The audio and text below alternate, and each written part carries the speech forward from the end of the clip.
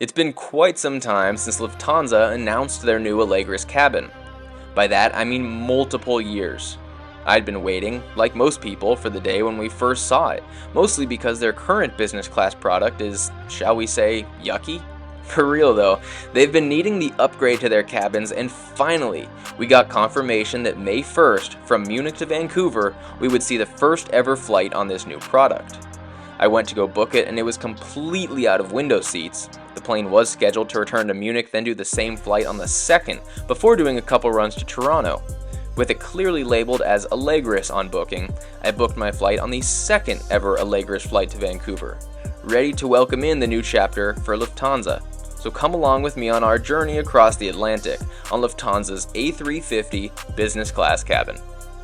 Welcome to Munich Airport, the 10th largest airport in Europe, second largest in Germany behind Frankfurt, as it's the secondary hub for Lufthansa, the German flag carrier that's been around forever and still is the 4th largest airline in the world by revenue.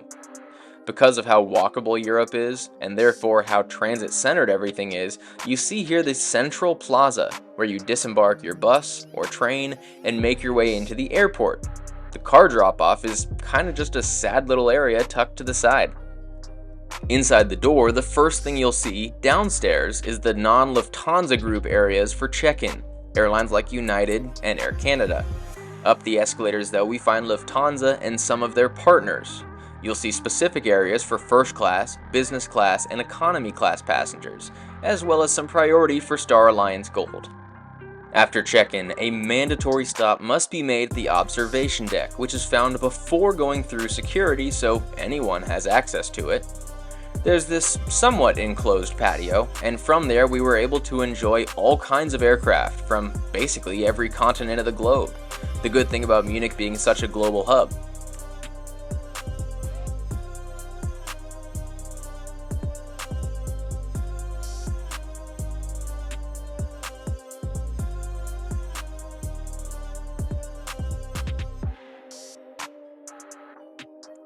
Then through security, where there were specific lanes depending on which cabin class you were traveling in.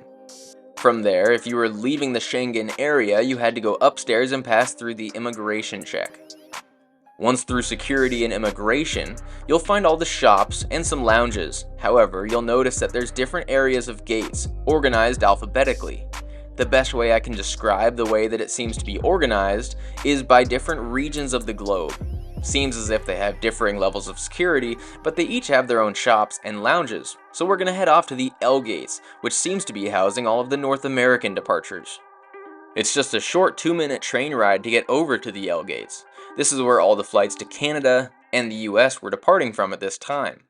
There's also separate Lufthansa lounges over here. So before heading off to the gate, our first stop today was the Lufthansa Business Class Lounge. Now, airport lounges seem to be a very controversial topic, so say what you will, but the Lufthansa Lounge, in my opinion, leaves a lot to be desired, especially when comparing it to their Star Alliance partner lounges like the KrisFlyer Lounge of Singapore, the Polaris Lounge of United, or even the Maple Leaf Lounge of Air Canada. They do have the things that you might want, like chairs, charging ports, free food and drinks, and even showers.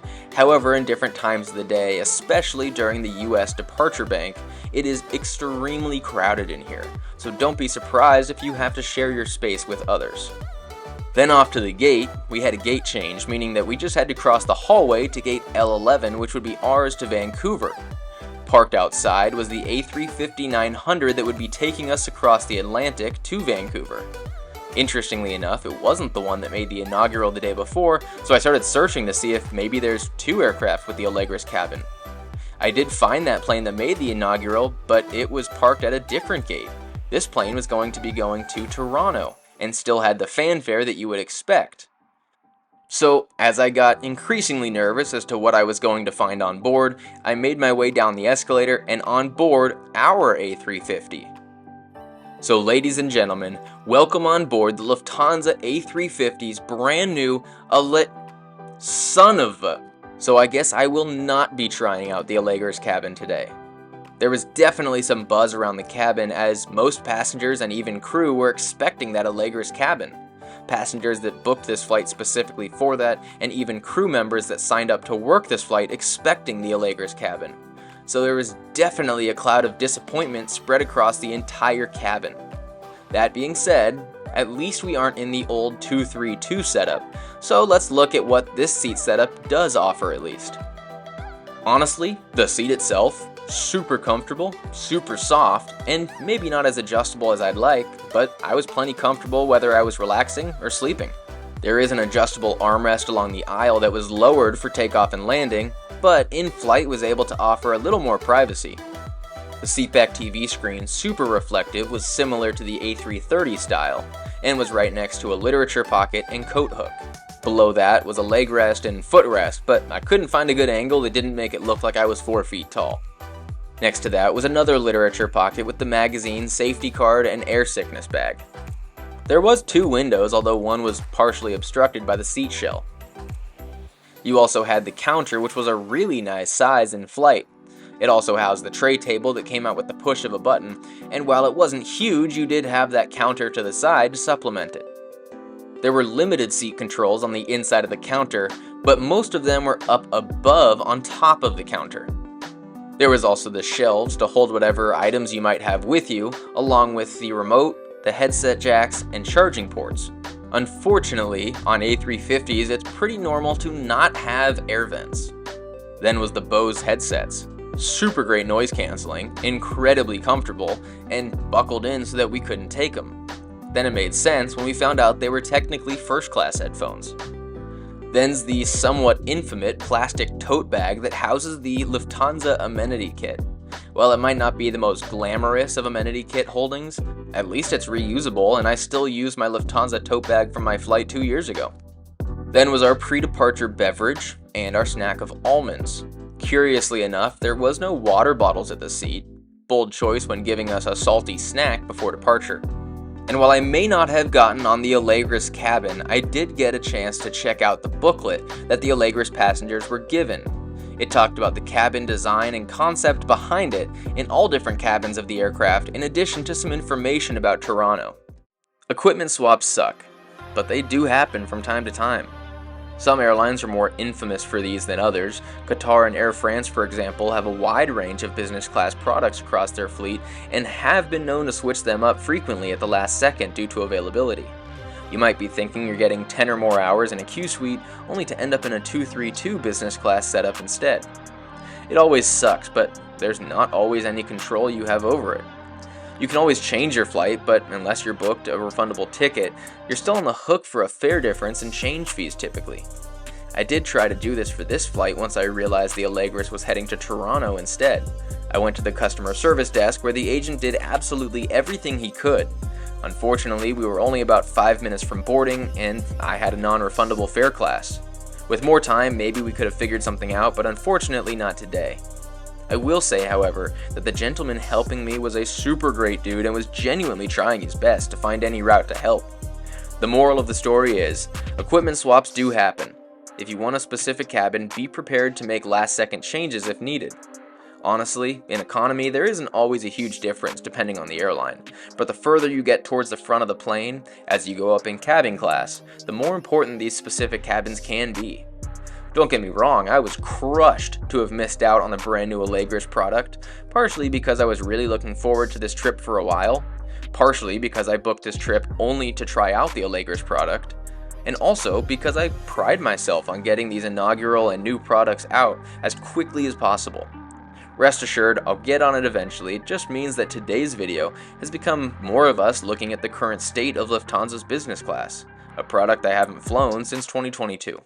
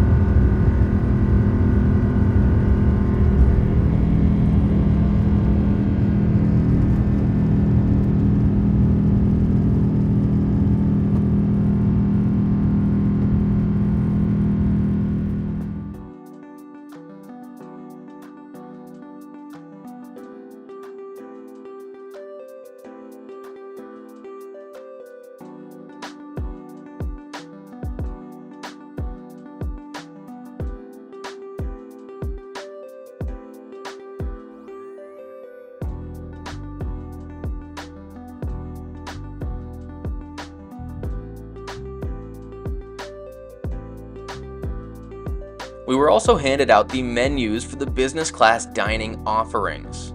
First things first, they had all of our meals laid out in both German and English. We would have 2 meals as well as some mid-flight snacks available.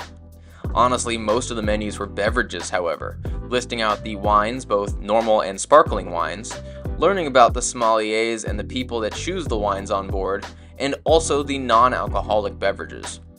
Looking through entertainment options while trying not to be burned by the reflectiveness of my screen, you'll see that there's a few different categories to choose between. Starting off, of course, with the movies, Lufthansa has an excellent selection, honestly. 256 total titles across different genres and languages. Makes sense considering how many countries they fly to. There was less TV shows, but the TV shows they did have had multiple episodes, even if it wasn't a full season. I, of course, always appreciate being able to add things to favorites. Clicking that star adds it to your personal list. The only bummer is each episode is listed as a separate title, so it can get a little bit crowded.